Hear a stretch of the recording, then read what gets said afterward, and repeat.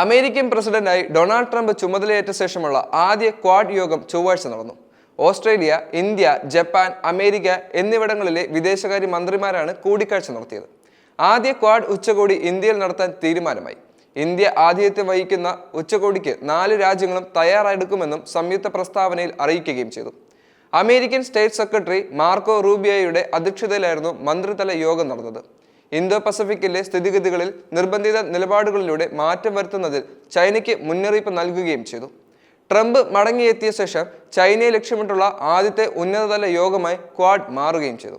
ഇന്ത്യയുടെ വിദേശകാര്യമന്ത്രി എസ് ജയശങ്കർ, ഓസ്ട്രേലിയയുടെ പെന്നി വോങ്, ജപ്പാന്റെ ടക്കേഷി ഇവായ എന്നിവരുമായിരുന്നു മാർക്കോ റൂബിയോ സംസാരിച്ചിരുന്നത്.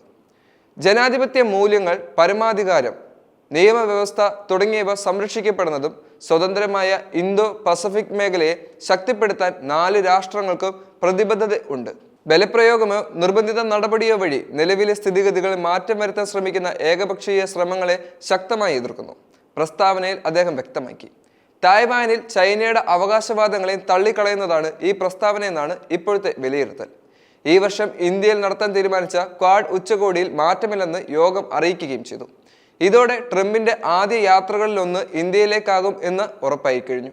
ക്വാഡ് ഉച്ചകോടിയെ ചൈനയ്ക്കെതിരായ പ്രതിരോധമാണെന്ന് അമേരിക്ക കാണുന്നത്.